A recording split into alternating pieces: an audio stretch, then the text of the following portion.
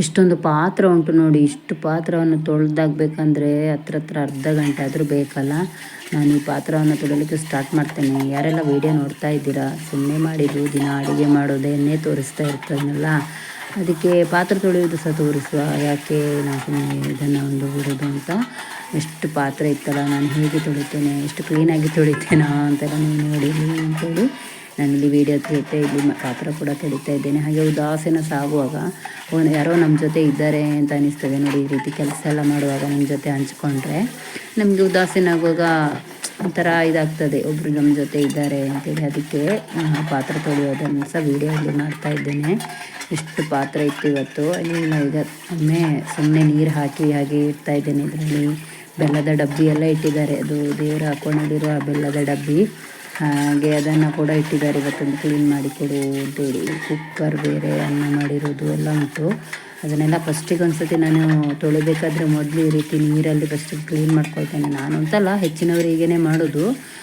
ಫಸ್ಟಿಗೆ ಒಮ್ಮೆ ನೀರಲ್ಲಿ ಕ್ಲೀನ್ ಮಾಡಿಕೊಂಡ್ರೆ ನಾವು ಸೋಪೆಲ್ಲ ಹಾಕುವಾಗ ಸೋಪಿಗೆ ಅಂಟೋದಿಲ್ಲಲ್ಲ, ಅದಕ್ಕೆ ಈ ರೀತಿ ಕ್ಲೀನ್ ಮಾಡಿಕೊಂಡು ಫಸ್ಟಿಗೆ ನಾವು ಕ್ಲೀನ್ ಮಾಡಿಟ್ಕೊಂಡ್ರೆ ತೊಳಿಲಿಕ್ಕೆ ಸುಲಭ ಆಗ್ತದೆ. ಹಾಗೆ ನನ್ನ ವೀಡಿಯೋಸ್ ನೀವು ಇಷ್ಟಪಟ್ಟಿದ್ರೆ ಪ್ಲೀಸ್ ಲೈಕ್ ಮಾಡಿ, ಕಮೆಂಟ್ ಮಾಡಿ. ಮತ್ತು ಸಬ್ಸ್ಕ್ರೈಬರ್ ಆಗಲಿಲ್ಲ ನೀವು ನೋಡ್ತಾ ಇದ್ದೀರಾ ಅಂತಂದರೆ ಪ್ಲೀಸ್ ಸಬ್ಸ್ಕ್ರೈಬರ್ ಕೂಡ ಮಾಡ್ಕೊಳ್ಳಿ.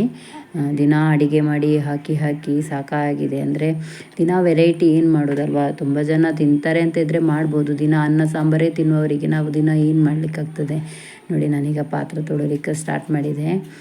ನಾನಿಲ್ಲಿ ಎಕ್ಸೋ ರೌಂಡ್ ತಕ್ಕೊಂಡು ಪಾತ್ರ ತೊಳಿತಾ ಇದ್ದೇನೆ. ನಾನು ಎಷ್ಟು ನೀಟಾಗಿ ತೊಳಿತೇನೆ ಅಂತ ನೀವು ಹೇಳಬೇಕಾಯ್ತಾ. ಎಲ್ಲ ತೊಳೆದು ತೋರಿಸಿದ್ರೆ ಒಂದು ಅರ್ಧ ಗಂಟೆ ಎಲ್ಲ ಬೇಕು. ನಾನು ಮಿಡ್ಲಲ್ಲಿ ಸ್ವಲ್ಪ ಫಾಸ್ಟಾಗಿ ತೋರಿಸ್ತೇನೆ ನಿಮಗೆ ನೋಡಿ. ಎಲ್ಲ ಸ್ಟೀಲ್ ಪಾತ್ರ ನೀಟಾಗಿ ತೊಳಿತಾ ಇದ್ದೇನೆ. ನಾವು ತೊಳೆದ ನಂತರ ಸೋಪೆಲ್ಲ ಹಾಕಿದ ನಂತರ ಚೆನ್ನಾಗಿ ನೀರಲ್ಲಿ ಅದನ್ನು ತೊಳ್ಕೊಳ್ಬೇಕು. ಇಲ್ಲಾಂದರೆ ಅದು ಒಣಗಿದ ನಂತರ ಸ್ವಲ್ಪ ಬಿಳಿ ಬಿಳಿ ನಿಲ್ತದೆ ನೋಡಿ. ಅದಕ್ಕೆ ನಾವು ಎಷ್ಟು ಸೋಪ್ ಹಾಕಿದರೂ ಪರವಾಗಿಲ್ಲ, ಅದನ್ನು ನೀರಲ್ಲಿ ತೊಳಿವಾಗ ಚೆನ್ನಾಗಿ ನೀರು ಬಿಟ್ಕೊಂಡು ತೊಳಿಬೇಕು. ಮೊದಲೆಲ್ಲ ಇಷ್ಟೆಲ್ಲ ವ್ಯವಸ್ಥೆ ಇರಲಿಲ್ಲ. ನಾವು ಟಬ್ಬಲ್ಲಿ ಬಕೆಟಲ್ಲಿ ನೀರು ಇಟ್ಕೊಂಡೆಲ್ಲ ತೊಳಿತಿದ್ದದು. ಈಗ ಎಲ್ಲ ಸಿಂಕೆಲ್ಲ ಬಂದಮೇಲೆ ಪೈಪಲ್ಲಿ ಬಿಟ್ಕೊಂಡು ತೊಳಿಲಿಕ್ಕೆ ಆರಾಮಾಗ್ತದೆ ನಿಂತ್ಕೊಂಡು ನೋಡಿ. ಫಸ್ಟಿಗೆ ಎಷ್ಟು ಕೆಲವು ಪಾತ್ರೆಗಳನ್ನು ತೊಳಿತೇನೆ, ಮತ್ತು ನೀರಲ್ಲಿ ಕ್ಲೀನ್ ಮಾಡಿ ಇಟ್ಕೊಳ್ತೇನೆ. ಆವಾಗ ನಮಗೆ ಸಿಂಕಲ್ಲಿ ತುಂಬ ಪಾತ್ರ ಅಂತ ಅನಿಸೋದಿಲ್ಲ, ಎಲ್ಲ ಒಮ್ಮೆಲೆ ರಾಶಿ ಹಾಕೋದಕ್ಕೆ ನೋಡಿ. ಇವಾಗ ಈ ರೀತಿ ನೀರಲ್ಲಿ ಚೆನ್ನಾಗಿ ತೊಳ್ಕೊಳ್ಬೇಕು. ನಾವು ಎಷ್ಟು ನೀರು ಹಾಕ್ಕೊಂಡು ತೊಳಿತೇವೆ ಅಷ್ಟು ನೀಟಾಗಿ ಪಾತ್ರೆ ಇರ್ತದೆ. ನಾವು ನೀರಿಲ್ಲಿ ಕಮ್ಮಿ ಮಾಡಿ ತೊಳ್ಕೊಂಡ್ರೆ ಅದು ಮತ್ತು ಒಣಗಿದ ನಂತರ ಬಿಳಿ ಬಿಳಿ ನಿಲ್ತದೆ. ಅದಕ್ಕೆ ಸೋಪ್ ಹಾಕುವಾಗ ಕೆಲವರು ಸೋಪ್ ಇಷ್ಟಪಡೋದಿಲ್ಲ ನೋಡಿ.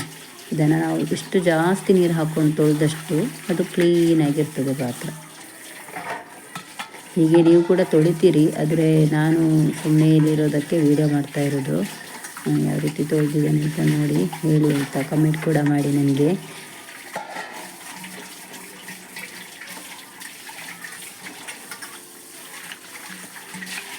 ಎಲ್ಲ ಮಧ್ಯಾಹ್ನ ಊಟ ಮಾಡಿದ ನಂತರ ನಾನಿಲ್ಲಿ ತೊಳಿತಾ ಇರೋದು. ನಾಳೆ ಅಷ್ಟಮಿ ಕೂಡ ಅಲ್ಲ, ಅಷ್ಟಮಿಗೆ ಏನೆಲ್ಲ ಪ್ರಿಪ್ರೇಷನ್ ಮಾಡ್ತಾ ಇದ್ದೀರಾ ಮನೆಯಲ್ಲಿ ಅಂತ ಸಹ ಕಮೆಂಟ್ ಮಾಡಿ ಹೇಳಿ. ನಮ್ಮಲ್ಲಿ ನಾನು ಉದ್ದೆಲ್ಲ ಹಾಕಿಟ್ಟಿದ್ದೇನೆ, ಇಡ್ಲಿ ಅಥವಾ ಕಟ್ಟಿಗೆ ಏನಾದರೂ ಮಾಡಬೇಕು ಅಂತ ನೋಡಿ. ಒಂದು ಸತಿ ಸೋಪ್ ಹಾಕಿ ಇದು ಮಾಡಿದ್ದನ್ನೆಲ್ಲ ತೊಳೆದಾಯಿತು.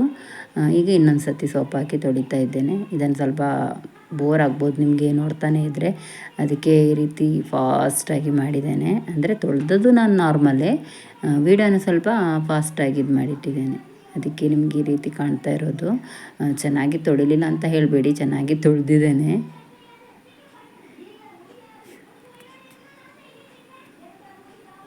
ನೋಡಿ.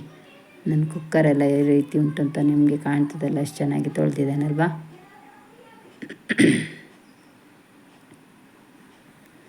ನೀರು ಹೀಗೆ ಫಾಸ್ಟ್ ಬರ್ತಾಯಿದ್ರೆ ಖುಷಿ ಆಗ್ತದೆ ಪಾತ್ರೆ ತೊಳಿಲಿಕ್ಕೆ. ಅಕಸ್ಮಾತ್ ಒಂದು ದಿನ ಟ್ಯಾಂಕಿಯಲ್ಲಿ ನೀರು ಖಾಲಿ ಆಯ್ತಂದರೆ ಬೇರೆ ಏನು ಟೆನ್ಷನ್ ಇಲ್ಲ, ಪಾತ್ರೆ ಹೇಗೆ ತೊಳೆಯೋದಪ್ಪ ಅಂತಲೇ ಟೆನ್ಷನ್ ಆಗೋದು ನನಗೆ.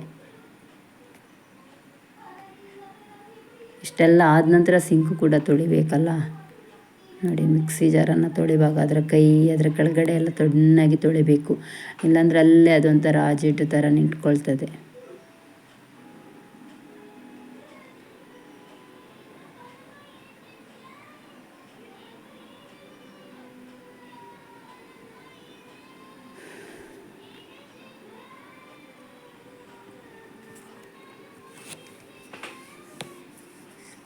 ಹತ್ರ ನನಗೊಂದು 20 ನಿಮಿಷ ಬೇಕಾಯಿತು ಇಷ್ಟೆಲ್ಲ ಪಾತ್ರೆ ತೊಳೆದು ಕ್ಲೀನ್ ಮಾಡಲಿಕ್ಕೆ.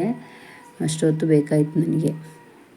ನೋಡಿ ಎಲ್ಲ ತೊಳಿತಾ ಇದ್ದೇನೆ. ಲಾಸ್ಟಿಗೆ ಡಬ್ಬ ಕೂಡ ತೊಳಿಬೇಕು. ಬೆಳಿಗ್ಗೆ ಕಾಫಿ ಟೀ ಮಾಡಿದ್ದು ಕೂಡ ಇಲ್ಲೇ ಇದೆ ಪಾತ್ರ. ಡಿಕಾಕ್ಷನ್ ಹಾಕಿದೆಲ್ಲ ಹಾಗೆಯೇ ಉಂಟಿಲ್ಲಿ ನೋಡಿ. ಬೆಳಿಗ್ಗೆಯಿಂದ ತೊಳಿಲಿಲ್ಲ, ಮಧ್ಯಾಹ್ನ ಒಂದೇ ಸತಿ ತೊಳಿವ ಅಂತ ಹೇಳಿ ಹಾಗೆ ಇಟ್ಟಿದ್ದೆ. ರಾಶಿ ಆಯಿತು. ಹಾಗೆ ಊಟ ಎಲ್ಲ ಆದ ನಂತರ ತೊಳಿತಾ ಇರೋದು ನಾನು.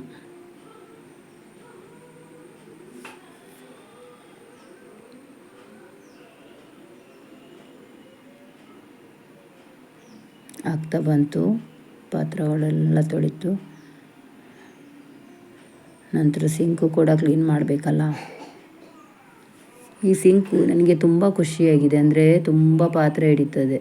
ಹಾಗಾಗಿ ನನಗೆ ಆ ಸ್ಟೀಲ್ ಇದೆಲ್ಲ ಇದು ಮಾಡೋದಕ್ಕಿಂತ ಸಿಂಕಿಗಿಂತ ಈ ಥರ ನಾವು ಮಾಡಿಸಿರೋದು ತುಂಬ ಇಷ್ಟ ಆಗಿತ್ತು.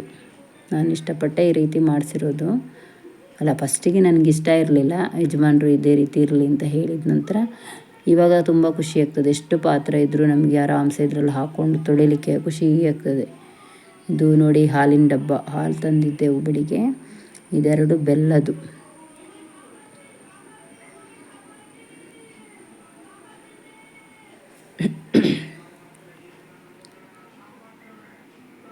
ನಾವು ಎಷ್ಟು ಪಾತ್ರೆ ತೊಳೆದೆವು ಅದನ್ನು ನೀಟಾಗಿ ತೊಳ್ಕೊಂಡ್ರೆ ಮತ್ತು ಅದು ಇನ್ನೊಮ್ಮೆ ತೊಳೆಯುವಾಗ ಕ್ಲೀನ್ ಇರ್ತದೆ. ನಮಗೆ ಬೇಗ ಬೇಗ ಆಗಬೇಕು ಅಂತ ಒಟ್ಟಾರೆ ತೊಳೆದ್ರೆ ಅದು ಹಾಗೆಯೇ ಅಂಟಿಕೊಳ್ತದಲ್ಲ ಅದರಲ್ಲಿ. ಅದಕ್ಕೆ ನಾವು ತೊಳೆಯುವಾಗಲೇ ನೀಟಾಗಿ ತೊಳ್ಕೊಂಡ್ರೆ ನಮಗೆ ಮತ್ತು ಪ್ರತಿ ಸತಿ ಅದು ಕ್ಲೀನಾಗಿಯೇ ಇರ್ತದೆ. ಇಲ್ಲಾಂದರೆ ಒಂದು ಸತಿ ಕಷ್ಟಪಟ್ಟು ತೊಳಿಬೇಕು. ನೋಡಿ ಎಲ್ಲ ತೊಳೆದಾಯಿತು. ಸಿಂಕ್ ಎಷ್ಟು ಕಪ್ಪಾಗಿ ಉಂಟು ನೋಡಿ. ಸ್ವಲ್ಪ ಸಬೀನ ಹಾಕ್ಕೊಂಡು ಬ್ರಷಲ್ಲಿ ಸರಿ ತಿಕ್ಕಬೇಕು, ಕ್ಲೀನ್ ಆಗ್ತದೆ ಆಗ.